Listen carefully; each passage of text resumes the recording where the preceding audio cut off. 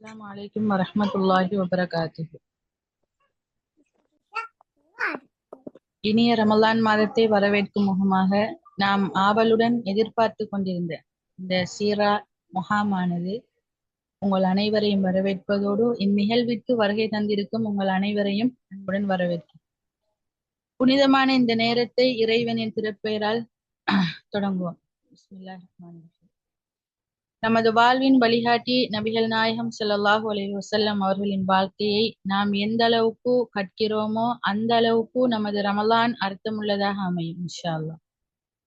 வெறும் 30 நிமிடங்கள் என்றாலும் நமது ஈமானை புதுப்பிப்பதே இந்த நிகழ்வின் முக்கிய நோக்கமாக இருக்க வேண்டும். அந்த வகையில் இந்த முகாமிற்கான நேரம் 12:30 மணி தொடக்கம் 1 மணி வரை என தெளிவாக அறிவிக்கப்பட்டிருந்த போதும் எங்களுடைய இணைப்பில் ஏற்பட்ட கோளாறின் காரணமாக 20 நிமிடங்கள் தாமதத்தின் பின்னர் இந்நிகழ்வு ஆரம்பமாக இருக்கிறது இன்ஷா அல்லாஹ். அந்த வகையில் அல்லாஹு தாலா இந்நிகழ்வில் இருக்கக்கூடிய ஒவ்வொருவரினுடைய நேரத்தையும் அவர்களினுடைய கூலியையும் பரக்கத்தாகவும் பெருமதியாகவும் ஆக்கிக் கொள்வான் என்பதை ஆரம்பிப்பதோடு முதலாவதாக நாம் இந்த சீரா கேம்ப் என்பது 10 தலைப்புகளை கொண்டு ரமலான் முழுவதும் ஒவ்வொரு நாளும் அல்லாமல் சிறிது ஓரிரு நாட்கள் இடைவெளி விட்டு 10 தலைப்புகள் நபி முஹம்மது ஸல்லல்லாஹு அலைஹி வஸல்லம் அவர்களுடைய பிறப்பு முதல் அவர்களுடைய இறுதி நேரம் வரைக்கும் உள்ள 10 தலைப்புகள் இடப்பட்டிருப்பதோடு இந்த தூதுத்துவம் எங்களுக்கு ஏற்படுத்திய தாக்கம் வரையிலான பகுதிகள் இன்ஷா அல்லாஹ் மொத்தமாக 10 தலைப்புகளில் பார்க்க இருக்கிறது. தலைப்புகளையும் உங்களுக்கு தெளிவாக கூறலாம் என நினைக்கிறேன். முதலாவதாக இந்த சீரா கேம்பினுடைய முதலாவது தலைப்பாக நபிகளார் பிறப்பதற்கு முன்னரான அரபு சூழல், 2வது நபி ஸல்லல்லாஹு அலைஹி வஸல்லம் அவர்கள் பிறப்பு முதல் நுபுவத் வரை, 3வது தலைப்பு மக்கா வாழ்க்கை ஹிஜ்ரத் பயணம், 4வது தலைப்பு 5வது மதீனா வாழ்க்கை, 6வது மக்கா வெற்றி, 7 நபிகளாரின் இறுதி நாட்கள், 8 நபிகளாரின் பண்புகள், 9வது போர்களும் படிப்பினைகளும், 10வது தலைப்பாக இவ்வுலகத்தில் நபிகளாரின் தூதுத்துவம் ஏற்படுத்திய தாக்கம். இந்த 10 தலைப்புகளும் நாம் ஒரு முஸ்லிம் எங்களுக்கு இவை ஒவ்வொன்றும் தேவை என்ற அடிப்படையில் நாங்கள் கட்டாயம் ஒவ்வொருவரும் அறிந்திருக்க வேண்டும். அந்த வகையில் இந்த ரமலானில் வளமையான எங்கள் ஒவ்வொருவருடைய ஷெடியூலாக இருப்பது அல் குர்ஆனை ஓதி முடிப்பது பார்த்து அல்லது திக்ர்களை அதிகமாக செய்வது, இப்படி ஒவ்வொரு அமல்களில் நாங்கள் ஒவ்வொரு அட்டவணைகளை நாங்க போட்டிருந்த போதிலும் இந்த ரமலானில் இன்ஷா அல்லாஹ் சிறப்பான ஒரு அட்டவணையாக இந்த குழுமத்தில் இருப்பவர்களும் இல்லாதவர்களுக்கு தகவலை அறியப்படுத்தியும் நபி முஹம்மது ஸல்லல்லாஹு அலைஹி வஸல்லம் அவர்களுடைய சீரா, அதாவது வாழ்க்கை வரலாற்றினை அறிந்து கொண்டு எங்களுடைய ஒவ்வொருவரின் வாழ்விலும் அதிலிருந்து எடுத்துக்கொண்ட படிப்பினைகளை எடுத்து நடந்து பிறருக்கும் அதை சொல்லிக் கொடுக்க வேண்டும் என்பதோடு சேர்த்து இன்ஷா அல்லாஹ் இந்நிகழ்வை நாங்க ஆரம்பிப்போம்.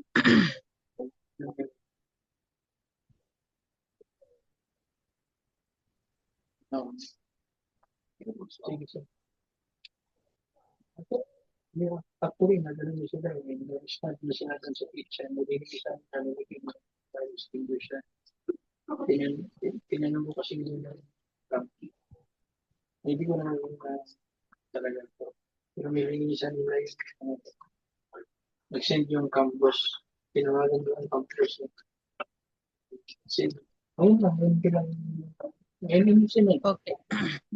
நபி ஸல்லல்லாஹு அலைஹி வஸல்லம் அவர்கள் பிறப்பதற்கு முன்னதான அரபு சூழல் எங்களுடைய முதலாவது தலைப்பு. இந்த முதலாவது தலைப்புக்குள் நாங்கள் பார்க்க இருக்கின்ற விடயங்கள் அது எந்தெந்த விடயங்களை உள்ளடக்கி இருக்கும் என்பதனை நாங்க பார்ப்போம். அதாவது நபி ஸல்லல்லாஹு அலைஹி வஸல்லம் அவர்கள் பிறப்பதற்கு முன்னரான சூழலை நாங்கள் ஜாஹிலியா காலம் என்று நாங்க சொல்லுவோம். ஜாஹிலியா காலம். அதே நேரம் அந்த ஜாஹிலியா என்ற சொல் வந்து நாங்கள் ஒவ்வொருவரும் எங்களுடைய நாளாந்த பாவனைகள்ல பயன்படுத்துவதுண்டு. ஜாஹிலியா என்று சொன்னால் நாங்க ஒரு அறியாமை, ஒரு மடமைத்தனம் என்று சொல்லலாம். அந்த வகையில் நபி முஹம்மது ஸல்லல்லாஹு அலைஹி வஸல்லம் அவங்க பிறப்பதற்கு அந்த முன்னரான சூழல் ஜாஹிலியா காலம் என்றே வரையறுக்கப்படுகின்றது. அதாவது ஒழுக்க விழுமியங்கள், பண்பாடு, நாகரிகம், சமூக நடத்தை, இறைவனுடனான தொடர்பு, இவ்வாறான பல விடயங்கள், அதாவது இந்த விடயங்கள் அனைத்தையும் அக்காலத்து மக்கள் அறியாமை இருந்ததே இந்த ஜாஹிலியா என்று அந்த சமூகம் போற்றப்பட்டமைக்கான காரணம். குறிப்பாக சமூக, அரசியல், மத ரீதியான ஒரு வீழ்ச்சி என்று நாங்கள் இதனை குறிப்பிட முடியும். அதே நேரம் அவர்களுடைய அந்த காலத்து வழிபாட்டு சூழல், அவர்களுடைய வழிபாட்டு சூழல் எப்படி இருந்தது என்று சொன்னால், நாங்கள் அறிந்த வகையில் நாங்க இஸ்லாம் என்று சொல்வது ஓரிரை கொள்கையை நிலைநாட்டக்கூடிய, ஓரிரை கொள்கையை வலியுறுத்தக்கூடிய ஒரு மார்க்கமாக இருந்தது. ஆனால் ஜாஹிலியா என்று வரையறுக்கக்கூடிய அக்காலத்தில் மதம், ஒரு இறை வழிபாடு என்பது எவ்வாறு இருக்கும் என்ற ஒரு தெளிவான அறிவு ஒன்று இல்லாமையும், இரண்டாவது பல தெய்வ கொள்கை, பல தெய்வ வழிபாடு போன்றன அதில் காணப்பட்டது. அதனாலேயே குறிப்பாக அந்த சமூகம் ஜாஹிலியா சமூகம் என்று வரையறுக்கப்பட்டது எனலாம். அடுத்ததாக அந்த சமூகத்தினுடைய இந்த பல தெய்வ வழிபாடானது பல கோணங்களில் காணப்பட்டது. குறிப்பாக காபாவில் அதிகமான சிலைகள், நாங்கள் அறிந்திருக்கும் 360, அதாவது கிட்டத்தட்ட 300க்கும் மேற்பட்ட சிலைகளை காபாவில் வைத்து வணங்கி கொண்டிருந்தாங்க. அது ஒவ்வொன்றுக்கும் ஒவ்வொரு பெயர்களிடப்பட்டிருந்தது. லாத், உஸ்ஸா, மனாத் போன்ற சிலைகளை அவங்க உயரிய சிலைகளாக கருதி அவைகளை வணங்கி கொண்டிருந்தாங்க. இப்ப இந்த லாத், உஸ்ஸா, மனாத் என்று சொல்வதெல்லாம் சூரத்து நூஹ்ல குறிப்பிடப்பட்டிருக்கிறது. இவை ஒவ்வொன்றும் அக்காலங்களில், ஆரம்ப காலங்களில் வாழ்ந்த நல்ல மனிதர்கள், நல்ல பண்பாடுகளோடு வாழ்ந்தவங்களை அவங்களோட சிலையாக வடித்து பிற்காலத்தில் அவை ஒரு இறைவனாக, இறை அந்தஸ்தை கொடுத்து அவர்கள் அதை வழிபட்ட முறைகளையும் நாங்கள் அக்காலத்தை அந்த மக்கள் வழிபட்ட முறையை வைத்தும் நாங்கள் அவர்களுடைய அறியாமைத்தனத்தை புரிந்து கொள்ள முடியும். அதே நேரம் இப்ராஹிம் அலைஹிஸ்ஸலாத்தினுடைய மார்க்கத்தில தாக்கமும் அந்த சமூகத்துல காணப்பட்டது. எங்களுக்கு தெரியும், ஹதீஜா ரலியல்லாஹு அன்ஹா அவர்களுடைய வரக்கத் இப்னு நௌஃபல் சாச்சா, அவங்களும் இப்ராஹிம் அலைஹிஸ்ஸலாத்தினுடைய மார்க்கத்துல இருந்ததாக நாங்க அறிவோம். அதே நேரம் அந்த காலத்தினுடைய சமூக சூழ்நிலை எவ்வாறு இருந்தது, நபி ஸல்லல்லாஹு அலைஹி வஸல்லம் அவர்கள் பிறப்பதற்கு முன்னர் அக்காலத்தினுடைய சமூக சூழல் எவ்வாறு இருந்தது என்று நாங்க பார்க்க போனா, முதலாவதாக அக்காலத்துல பொதுவாக பேசப்படுறதுதான் மதுபானம். அதாவது குடிப்பழக்கங்கள் அந்த சமூகத்துல மலிந்து காணப்பட்டதை நாங்கள் ஒவ்வொருவரும் அறிந்து கொள்ள முடியும். அதாவது மதுபானம் எனும்போது இக்காலத்தையும் விட இக்காலத்தில் இருப்பதை போன்றுன்னு குறிப்பிடலாம். இருந்தாலும் இயற்கையாக தரமாக செய்யப்பட்ட மதுபானங்கள் அந்த சமூகத்தில் பாவனையாக இருந்தது.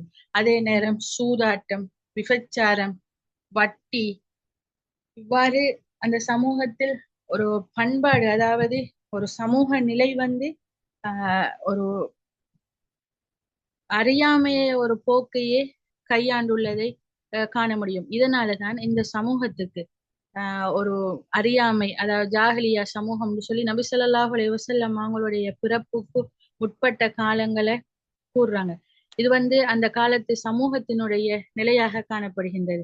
அதே நேரம் அந்த சமூகத்தில் பிரத்யேகமாக நாங்கள் கொலை, கொள்ளை, அதே நேரம் திருமணம் வந்து பலதார மனங்களாக, அதாவது குறிப்பிட்ட காலங்கள் ஏற்ற மாதிரி திருமணங்களை மாற்றி திருமணம் செய்து கொண்டார்கள். அதே நேரம் பெண் பிள்ளைகள் என்று சொல்றது ஒரு ஒரு பெண்களுக்கு ஒரு உரிமையற்ற ஒரு நிலையையும் நாங்க அக்கால சமூகத்துல நாங்க கண்டுகொள்ளலும். அதாவது குறிப்பாக சொல்ல போனால் அந்த காலத்துல சமூக நிலையில இருந்த முக்கியமான ஒன்று, பெண் குழந்தைகளை உயிரோடு புதைச்சாங்க. அதே மாதிரி கோத்திரங்களுக்கு இடையில மோதல்கள் அதிகரிச்சு காணப்பட்டிருந்துச்சு. பெண்களுக்கான உரிமைகள் அக்கால சமூகத்துல இல்லாமல் இருந்ததையும் நாங்க அறிவோம்.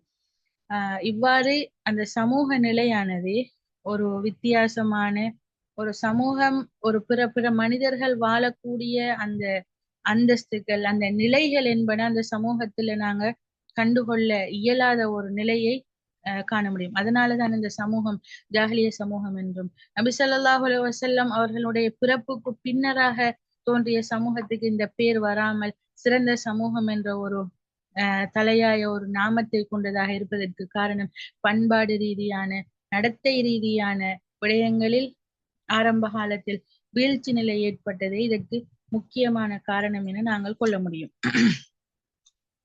அல் குர்ஆனின் ஒரு வசனத்தை நாங்கள் பார்த்தால் சூரா அத்தியாயம் 81.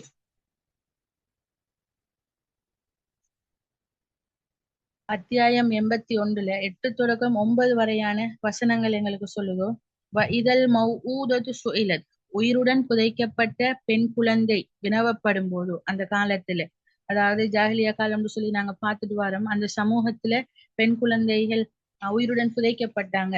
பெண் குழந்தைகளுக்காக எந்த ஒரு மதிப்பும் அந்தஸ்தும் இருக்கப்படல. அப்ப அதனாலதான் சொல்றாங்க வைதல் மௌஊதத்து சுஇலத், அந்த பெண் குழந்தைகள் என்ன செய்றாங்க, புதைக்கிறாங்க. அவங்கள்ட்ட கேட்கப்படுது எந்த குற்றத்திற்காக அது கொல்லப்பட்டது, தம்பின் குத்திலத், தம் எந்த ஒரு பாவத்துக்காக, எந்த ஒரு செயலுக்காக அது கொல்லப்பட்டது.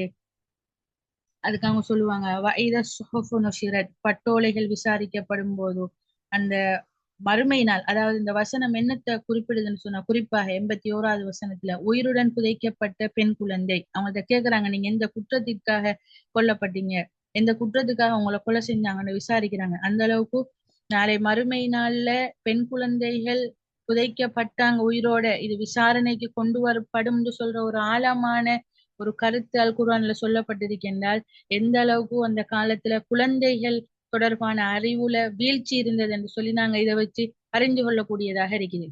ஆனால் இன்றைய சமூகம் அதே போல் நபி ஸல்லல்லாஹு அலைஹி வஸல்லம் அவர்களின் தூதுத்துவ செய்திக்கு பின்னால் உள்ள சமூகம் பெண் குழந்தைகளுக்கு அவ்வாறான கொடுமைகளை விதைக்கவில்லை. பெண் குழந்தைகள் சீரான முறையில் வளர்க்கப்பட்டு இஸ்லாத்தில் அதிகமான ஹதீதுகளை மனநம்பிட்டாங்க. ஆயிஷா ரலியல்லாஹு அன்ஹா அல் குர்ஆனை மனனம் செய்த பெண்கள் வரிசையில், போர்களில், யுத்த காலங்களில் யுத்தத்துக்கு தேவையான அதாவது மருந்துக்கு தேவையான வசதிகளை செய்து கொடுத்த பெண்கள் என்று சொல்லி பெண்கள் சமூகத்துல கண்ணியமாக மதிப்பாக பார்க்கப்பட்ட நிலை நபி ஸல்லல்லாஹு அலைஹி வஸல்லம் தூதுத்துவம் வழங்கப்பட்டதுக்கு பின்னால் உள்ள காலத்தை சொல்ல முடியும். அதுக்கு நேர்மாற்றமாக இருந்ததுதான் ஜாஹிலிய கால சமூகத்தில் பெண்கள் நடத்தப்பட்ட முறை. அதே நேரம் அடிமைத்தனம் அந்த சமூகத்துல காணப்பட்டிருந்தது. அடுத்தது நாங்க ஆரம்பத்துல பார்த்த சூதாட்டம், மதுபானம், விபச்சாரம், வட்டி, இது அவை அனைத்தும் நிறைந்து காணப்பட்டது. இதனூடாக அவளுடைய ஒழுக்க விழுமியங்கள் ஒரு பின்தள்ளப்பட்ட நிலையில் காணப்பட்டது. அதே நேரம் அரசியல் நிலை, அக்கால அரசியல் நிலையை நாங்கள் எடுத்து நோக்கினால் ஒரே ஒரு இப்ப எங்களுடைய நாடுகள், அதே நேரம் நபி ஸல்லல்லாஹு அலைஹி வஸல்லம் அவங்களோட ஆட்சிக்கு பின்னரான இப்ப நாங்க கண்டு கொண்டிருக்கிற அரசியலை பொறுத்தவரையில் ஒரு மத்திய அரசாங்கம், மத்திய அரசு என்பதற்கு கீழான ஒரு அரசியல் அரசாங்க அமைப்பை நாங்கள் கண்டுகொள்ள முடியும். ஆனால் அன்றைய ஜாஹிலிய சமூகத்தில் அவ்வாறு இல்லாமல் கோத்திர தலைவர்கள் முடிவு, கோத்திர ரீதியான பிரிப்பு என்பன காணப்பட்டதால் அக்கால சமூக சூழல் ஒரு நிம்மதியற்ற, ஒரு குழப்பம் கொண்ட, ஒரு அதிகரித்த ஒரு சூழலாக காணப்பட்டது. அதாவது அரசியல் ஒருமைப்பாடு என்பது அங்கு இல்லாமல் மாறாக அதற்குள் அதிகரித்த குழப்ப நிலைகள், பிரச்சினைகள், எந்த அளவுக்கு என்று சொல்ல போனால் கொலைகள் அதிகரிக்கக்கூடிய ஒரு நிலையும் இதனால் காணப்பட்டது. கோத்திர ரீதியான பிரிப்பு அவரின் உள்ளத்தில் ஒரு உச்ச நிலையை அடைந்திருந்ததை அவதானிக்க முடியும்.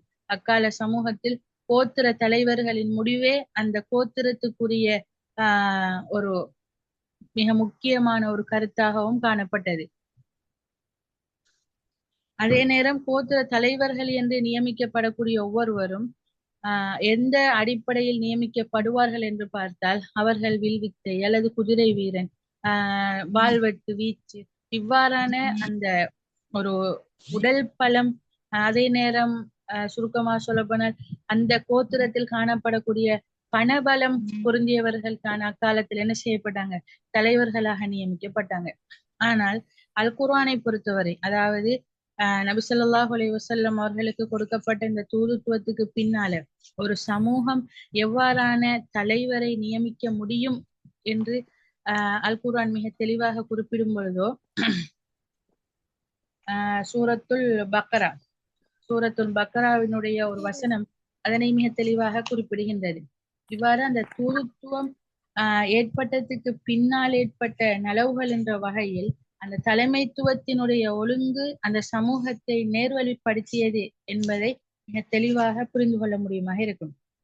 குறிப்பாக ஆஹ் அந்த வசனத்தை நாங்க ஒவ்வொருவரும் அறிந்திருந்தால் எங்களுடைய செயற்பாடுகளில் அதாவது எங்களுடைய சிறிய சிறிய விடயங்களாக இருந்தாலும் ஒரு சீரான நடைமுறையை கொள்ள முடியும். குறிப்பாக எங்களோட தூதுத்துவத்தினுடைய ஒரு தலைமைத்துவமும் ஒரு விடயத்தை தெளிவாக பார்த்தால் எங்களோட ஜாஹிலியா சமூகத்தினுடைய அரசியல் தலைமைத்துவ நிலையை நோக்கினால் அல் குர்ஆன் சொல்கின்றது, قالوا أنا يكون له الملك علينا ونحن أحق بالملك منه ولم نؤت سعة من المال. அதாவது அந்த சமூகம் பனி இஸ்ரவேல் சமூகம், அதாவது தாலூத் وقال لهم نبيهم إن الله قد بعث لكم طالوت ملكا வந்து சொல்றாங்க, உங்களுடைய சமூகத்திற்கு ஒரு அரசரை என்ன செஞ்சிருக்காங்க, அல்லாஹ் அனுப்பியிருக்கிறார். மாசலக்கும் தாலூத்த மலிக்கா, உங்களுக்கு ஒரு அரசரை தாலூத்தை உங்களுக்கு அரசராக அனுப்பியிருக்கின்றார் என்று சொல்லி அந்த சமூகத்துல சொன்ன உடனே அவங்க எல்லாரும் சொல்றாங்க, அண்ணா எக்கூனுலகுல் முல்கு அலைனா வனஹ்னு அஹக்கு பில் முல்க், எங்கள்ல இருந்தே என்ன செய்யறோம் அந்த ஆட்சி அந்த அதிகாரத்தை எடுத்துக்கொள்ளக்கூடிய அரசர்கள், அதாவது பலம் கொண்டவங்க எங்கள்கிட்ட இருக்காங்க தானே என்று சொன்ன ஒரு கேள்வியே அந்த மக்கள் கேக்குறாங்க. நாங்க இருக்கேன் தானே, இப்ப கேக்குறாங்க, நாங்க எங்கள்ல அந்த பலம் எங்கள்ல அந்த ஆக்கள் இருக்காங்க, அப்ப எங்களை விட்டு ஏன் நீங்க அவரை கொண்டு வாரீங்க, ஏன் அவரை நீங்க கொண்டு வரணும்ன்ற ஒரு கேள்வியை கேக்குறாங்க. அதுக்குத்தான் அவங்க சொல்றாங்க, நீங்க எதை வச்சு உங்கள்ட்ட இருக்கிறவர் பலம் பொருந்தியவர்னு நீங்க சொல்றீங்க, எதை வச்சு உங்களால சொல்ல முடியும் இவர் எங்களுக்கு பலம் பொருந்தியவராக இருக்கார், இவரை நாங்க இது அரசனாக நியமிக்கலாம். அதுக்கு அவங்க சொல்றாங்க, அவரை விட தகுதியுடையவங்க நாங்க, அவருக்கு திறந்த செல்வம் கொடுக்கப்படலையே, அதாவது அஹக்குபுல் முல்கி மின்ஹு வலம் யுக்த மினல் மால், அவர்கிட்ட என்ன இல்ல, ஒரு செல்வத்தில் அவரு பலம் பொருந்தியவராக இல்லையே. அதுக்குத்தான் இவங்க சொல்றாங்க, யாரு, எங்கட பனி இஸ்ரவேல் கூட்டத்துக்கு இவங்களைத்தான் கொண்டு போய் தலைமைத்துவத்துல வைங்க, அதாவது யாரு, தாலூத்தை கொண்டு தலைமைத்துவத்துல வைங்க என்று சொல்றதுக்கு அந்த பனி இஸ்ரவேல் சமூகம் சொல்றாங்க, இல்ல அதையும் விட பலம் பொருந்தின செல்வத்தால் அதிகரிச்ச நாங்க இருக்கிறோம். கால இன்னல்லாஹ், நிச்சயமாக அல்லாஹ் சொல்றான், இன்னல்லாஹ் ஸ்தஃபாஹு அலைக்கும், நாங்க உங்களுக்கு என்ன செஞ்சிருக்கிறோம், ஒரு மலிக்க தேர்ந்தெடுத்திருக்கிறோம். அவர் எப்படியான ஆள்னு சொன்னா, வஸாதஹு பஸ்ததன் ஃபில் இல்மி வல் ஜிஸ்ம், அதாவது அறிவிலையும் ஆளுமையிலையும் உங்களையும் விட, அதாவது பஸ்ததன் ஃபில் இல்ம்னு சொன்னா அறிவுள்ள வலிமையானவராக உடல் வலிமை கொண்டவராகவும் இருக்கக்கூடிய ஒருவரைத்தான் நாங்க என்ன செஞ்சிருக்கோம், உங்களுக்கு அரசராக நியமிச்சிருக்கோம். அதே நேரம் அல்லாஹ் யாருக்கு நாடுறானோ, அல்லாஹ் யுக்தி முல்கஹு மன் யஷா, அல்லாஹ் யாருக்கு நாடுறானோ அவங்களுக்கு தான் அதையும் கொடுப்பான், அந்த அந்த முல்கன்ற அந்த ஆட்சியை கொடுப்பான். அல்லாஹு தஆலாவுடைய அறிவு விசாலமானதுன்னு சொல்றான். இதை வச்சு என்ன விளங்கலும், அந்த காலத்து ஜாஹிலிய சமூகத்தின் அரசியலை பொறுத்தவரையில அந்த காலத்து சமூகத்தினுடைய அரசியல் நிலையை பொறுத்தளவுல எங்களுக்கு தெரியும், ஒரு மத்திய அரசாங்கம், ஒரு சீரான தலைமைத்துவம் என்பது காணப்படலை. இதனாலதான் அந்த சமூகத்துல குறிப்பாக ஒழுக்க ரீதியாக, சமூக ரீதியாக, பொருளாதார ரீதியாக, மத ரீதியாக என்ற ஒரு வீழ்ச்சி நிலை காணப்பட்டது என்பதை நாங்க என்ன செய்யலாம், தெளிவாக புரிந்து கொள்ள முடியும். இதில் ஏற்பட்ட ஒரு வீழ்ச்சி நிலையால தான் அந்த சமூகம் ஜாஹிலியா சமூகம் என்று இன்று வரைக்கும் அதனுடைய பேர், அந்த சமூகத்தினுடைய பேர் ஒரு ஜாஹிலி அறியாமை சமூகம் என்ற ஒரு பேர், அந்த நாமத்தை தன்னகத்தை கொண்டிருக்கின்றது. அந்த நாமத்துக்கு தகுதியானதுக்கு ஒரு காரணமாக நாங்கள் ஒரு சீரான தலைமைத்துவம் இல்லாததையும் குறிப்பிட முடியும். ஒரு சீரான தலைமைத்துவம் தூதுத்துவத்தினால் அல்லாஹு தாலா எங்களுக்கு முஹம்மது நபி ஸல்லல்லாஹு அலைஹி வஸல்லம் அவங்களை கொண்டு வந்து அதன் மூலம் எங்களுக்கு தேவையான வழிகாட்டுதல்களை எங்களுக்கு 23 வருடங்களாக நபி ஸல்லல்லாஹு அலைஹி வஸல்லம் அவங்களுக்கு அல்லாஹு தாலா வழங்கியதன் ஊடாகத்தான் எங்களுடைய சமூகம் தூதுத்துவத்துக்கு பின்னரான சமூகம் இவ்வாறான ஒரு அறியாமை சமூகம் என்ற நாமத்தை பெறவில்லை. தலைமைத்துவத்திற்கு வரக்கூடிய ஒவ்வொருவரும் தனக்குரிய அறிவையும் விசாலமான அறிவையும் ஆளுமையும் கொண்டிருப்பவராக இருக்க வேண்டும். வெறுமனே அறிவை மாத்திரம் கொண்டிருந்தவராக இருந்தால் அவரால் எதையும் முன்னெடுத்து கொண்டு செல்ல முடியாத கோழையாக தன்னுடைய அறிவை தனக்குள்ளே அடக்கிக் கொள்பவராக இருப்பார். அதே நேரம் அவர் ஒரு ஆளுமை மாத்திரம் கொண்டவராக இருந்தார். பெரும்பாலும் ஜாஹிலிய சமூகம் ஆளுமை உள்ளவர்களாக இருந்தாங்க. உடல் பலம், பணபலம் இருந்தது. அவர்கள் ஒவ்வொருவரும் போற்றத்தக்க வீரர்களாக இருந்தாங்க. என்றாலும் அவர்களிடம் அறிவு என்பது மிகவும் குறைவாக காணப்பட்டது. அறிவு எனும் போது இறை வழிபாட்டல் தொடர்பான அறிவு, கற்றல் கற்பித்தல் தொடர்பான அறிவு, ஏனைய சமூக ரீதியான அறிவு, பண்பாடு ரீதியான அறிவு, பொருளாதார ரீதியான அறிவு, பெண்கள் தொடர்பான அறிவு என ஒரு குடும்பவியல் தொடர்பான அறிவு, இப்படி எந்த ஒரு அறிவும் மற்ற பலசாலிகள் அக்கால சமூகத்தில் காணப்பட்டிருந்தாங்க. ஒரு தலைவன் ஒரு சமூகத்தை முன்னின்று கொண்டு செல்லக்கூடியவனிடம் இல்மும் இருக்கணும், அதே நேரம் ஜிஸ்ம் ஆளுமையும் இருக்கும் பொழுதுதான் அந்த சமூகம் ஒரு சீரிய சமூகமாக இருக்கும் என்ற வகையில் அக்கால அறியாமை கால சமூகம் என்று போற்றப்படுகின்ற இந்த ஜாஹிலிய கால சமூகத்தில் ஒரு சீரான தலைமைத்துவம் இல்லை. அதே நேரம் அதன் விளைவாக அரசியல், சமூக, பொருளாதார, மத ரீதியான, குடும்பவியல் ரீதியான எந்த ஒன்றிலும் ஒரு முன்னேற்றம் ஒன்று, ஒரு நாகரிகம் இல்லாமல் வீழ்ச்சி அடைந்தது எனலாம். என்றாலும் அக்காலத்தில் மிக பிரத்யேகமான ஒரு விடயம் காணப்பட்டது. அது நாங்கள் அனைவரும் அறிவோம். அல் குர்ஆனானது தூய அரபு மொழியில் இறக்கப்பட்டது. ஏன் தூய அரபு மொழியில் இறக்கப்பட்டது? அந்த சமூகத்திடம் அரபு மொழி, தூய அரபு மொழி பயன்பாடு இருந்தது. கவிதைகள், அந்த காலத்து சமூகத்துல இருந்த கவிதைகள் இன்றளவிலும் இலக்கண இலக்கிய ரீதியான பயன்பாட்டிற்கு, கற்றல் கற்பித்தல் நடைமுறைகளுக்கு அக்காலத்து கவிதைகள் பெரிதும் துணை புரிகின்றன. அந்த கவிதைகளில் பயன்படுத்தப்பட்டிருக்கின்ற அரபு மொழிகள் தூய தெளிவான கருத்துக்களை தெரிவிக்கக்கூடிய கவிதைகளாக நாங்க அந்த காலத்து கவிதைகளை எங்களுக்கு காணலாம். அதே நேரம் அக்காலங்கள்ல கவிதைகள் ரீதியான போட்டிகள், பரிசில்கள் என்பன, இலக்கண இலக்கிய போட்டிகளும் அக்காலத்துல காணப்பட்டது. குறிப்பாக கவிஞர்கள் அதிகமாக ஜாஹிலிய கால சமூகத்துல பாடப்பட்டாங்க, காணப்பட்டாங்க. அவர்களுடைய கவிதைகளின் அந்த ஒரு ஒரு அரசனையோ அல்லது ஒரு கோத்திர தலைவனையோ அல்லது அவங்களுக்கு பிடிக்காத ஒரு மனிதனையோ தூற்றுவது என்றால் கவிதைகளால தூற்றக்கூடியவங்களாகவும், அதே நேரம் கவிதைகளால புகழக்கூடியவங்களாகவும் அந்த காலத்து சமூகத்தினர் இருந்தாங்க. கவிதையில் மிச்சம் தேர்ச்சி பெற்ற ஒருவர்கள் தான் அக்கால சமூகத்தில் இருந்தவர்கள் என்பது மிக முக்கியமான ஒன்றாகும். அந்த கவிதையை மெருகூட்டியது அவர்களிடம் காணப்பட்ட அரபு மொழியின், அதாவது தூய அரபு மொழியின் தாக்கமாக இருந்தது. அந்த கால சமூகத்தில் அக்கால மொழிக்கு ஏற்ற வகையில் பிற்காலத்தில் அனைவரும் புரிந்து கொள்ளக்கூடிய வகையிலே அல்லாஹு தஆலா அல் குர்ஆனை தூய அரபு மொழியிலும் இறக்கியிருந்தான். ஆக ஒரு சமூகம் என்பது நபி ஸல்லல்லாஹு அலைஹி வஸல்லம் முற்பட்ட கால சமூகம் என்பது ஜாஹிலியா அறியாமை காலம் என்று போற்றப்பட்டதுக்குரிய மிக முக்கிய காரணம் அவர்களினுடைய சமூக, கலாச்சார, பொருளாதார, பண்பாடு ரீதியான வீழ்ச்சி.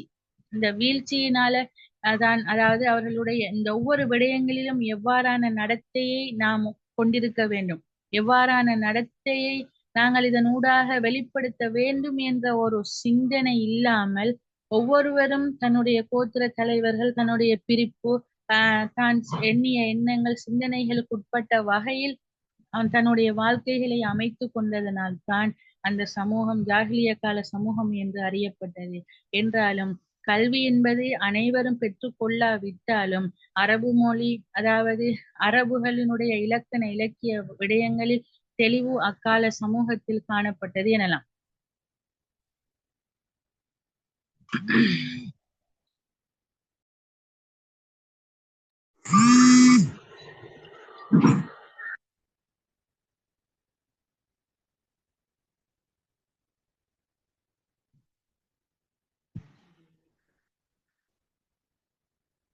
அல்ஹம்துலில்லாஹ். ஒரு குறிப்பிட்ட நேரம் 12:30 1 மணி வரைக்கும் என குறிப்பிட்ட நேரம் இந்த நிகழ்வை ஆரம்பிக்கும் பொழுதோ ஏற்பட்ட ஒரு சிறு தடங்களின் காரணமாக தாமதமாகி ஆரம்பிக்கப்பட்டது. அல்ஹம்துலில்லாஹ்.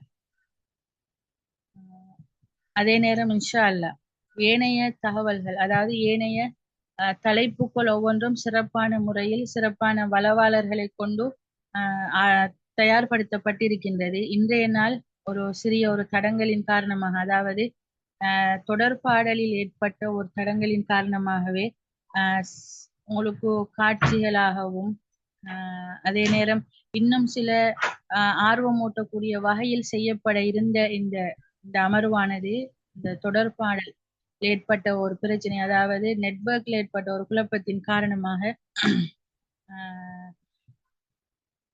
உங்களுக்கு முன்னால் அதை சமர்ப்பிக்க முடியல. இன்ஷா அல்லாஹ் இன்றைக்கு வந்திருக்கிற எல்லாருக்கும் அல்லாஹு தாலா மென்மேலும் பரக்கத்தையும் ஆரோக்கியத்தையும் கொடுப்பதோடு இந்நிகழ்வை அதை 30 நிமிடங்களை எடுத்து முடிப்பதற்கு அல்லாஹு தாலா எங்கள் அனைவருக்கும், அதே நேரம் இந்த நிகழ்வினை ஆரம்பித்து வைக்கிறதுக்கான முதல் வழிகாட்டுதல்களை எங்களுக்கு கொடுத்த இ-லேர்னர்ஸ் ஹப் ஆன்லைன் நிறுவனமானது பல துறைகளில் பல அறிவு சார்ந்த செயற்பாடுகளில் இந்த சமூகத்துக்கு ஆன்லைன் மூலமாக வழங்கி கொண்டிருக்கின்றது என்பது மிகவும் முக்கியமான சந்தோஷமான ஒரு செய்தியாகும். அதாவது அல் குர்ஆன் மாத்திரமல்லாமல் ஏனைய எத்தனையோ விடயங்களுக்கு இந்த நிறுவனமானது அதனுடைய பங்களிப்பினை வழங்கி கொண்டிருக்கின்றது. அல்ஹம்துலில்லாஹ். குறிப்பாக அல் குர்ஆனை ஒரு சரளமாக ஓத பழகுவது, நூரானி அகாய்தா ஹிஃபுல் செய்வது, அல் குர்ஆனை ஓதி பழகுவது, ஒரு ஹாஃபிலாக்களை உருவாக்குவது, நிறுவனத்தின் மூலமாக 3-4க்கும் மேற்பட்ட ஹாஃபிலாக்கள் வெளியேற்றப்பட்டிருக்கிறாங்க. அதே நேரம் ஜஸரியா, இஜாசா போன்ற அல் குர்ஆனிய மேலுள்ளான கலைகள், அதாவது பாடத்துறைகள் இதனூடாக கற்பிக்கப்படுகின்றது. இன்ஷா அல்லாஹ் இது தவிர ஏனைய பல நிகழ்வுகள் இந்நிறுவனத்தின் மூலமாக இந்த சமூகத்துக்கு வழங்கப்படுவதை முன்னிட்டு சந்தோஷம் அடைவதோடு, ரமலான் காலங்களில் இந்நிறுவனமானது சீரா கேம்ப், அடுத்தது அல் குர்ஆனை 30 நோன்பிற்கும் ஓதி முடிப்பதற்கான ஒழுங்குகள், தர்பியா நிகழ்வுகள், ஏனைய இன்னொரு அமல்களுக்குரிய சாட்டுன்னு பல விடயங்களை இந்நிறுவனம் இந்த ரமலானுக்கான வழிகாட்டுதல்களாக வழங்குவதோடு, குறிப்பாக இந்த சீரா கேம்ப் மூலம் ஒவ்வொரு தலைப்பிலிருந்தும் செய்யக்கூடிய வளவாளர்கள் உங்கள் முன்னிலையில் சமர்ப்பிப்பார்கள். இன்ஷா அல்லாஹ் அந்த கேள்விகள் ஒவ்வொன்றுக்குமான விடைகளை நீங்கள் ஒவ்வொருவரும் மிக தெளிவாக எழுதி உங்களுடைய முழு பெயரையும் உங்களுடைய பிரதேசம், அதாவது உங்களுடைய முகவரியையும் குறிப்பிட்டு நீங்க உங்களுக்கு இன்ஷா அல்லாஹ் குரூப்ல போடக்கூடிய அந்த எந்த நம்பருக்கு அனுப்பணும், எந்த முறையில் அனுப்பணும் என்ற செய்தி உங்களுக்கு இப்போ வரும். அந்த இலக்கங்களுக்கு நீங்க என்ன செய்யுங்க, கேட்கப்படக்கூடிய வினாக்களுக்கான விடைகள் எழுதி அனுப்புவதோடு குறைந்தபட்சம் 8, அதாவது 10 தலைப்புகளிலும் 8 தலைப்புகளுக்கான விடைகள் மிகச் சரியாகவும் ஒழுங்குமுறையாகவும் அனுப்புகின்றவர்களுக்கு சான்றிதழ்களோடு சேர்த்து பரிசில்களும் வழங்கப்பட இருக்கின்றது. அல்ஹம்துலில்லாஹ். தகவல்களை நாம் அனைவரும் கேட்டிருக்கின்றோம். இந்த ரமலானை நபிகளாரின் வழிமுறைகளில் கழிக்க எல்லாம் வல்ல அல்லாஹு தாலா நம் அனைவருக்கும் அருள் புரிய வேண்டும் என்ற பிரார்த்தனையோடு நேரத்தின் அருமை கருதி நிகழ்வை முடித்துக் கொள்ளலாம் என நினைக்கின்றேன். இங்கு வருகை தந்திருக்கும் அனைவருக்கும் நான் மீண்டும் வரவேற்று அவர்களுக்கு நன்றி செலுத்தியவளாகவும், இந்த நிகழ்வினை ஆரம்பிப்பதற்கு உதவி செய்த நிறுவனம் மற்றும் அதில் உள்ள தொழிலாளர்கள், பங்காளர்கள் என அனைவருக்கும் நன்றி செலுத்தியவளாகவும், அல்லாஹுக்கு முதற்கண் நன்றி செலுத்தியவளாக அல்ஹம்துலில்லாஹ் உஸ்குருலில்லாஹ் அல்லாஹ் மலக்கல் ஹம்து வலக்கல் ஷுக்ர். இந்நிகழ்வினை துஆவுடன் முடித்துக் கொள்கின்றேன். சுப்ஹானக அல்லாஹும்ம வ பிஹம்திக அஷ்ஹது அல்லா இலாஹ இல்லா அன்த அஸ்தக்ஃபிருக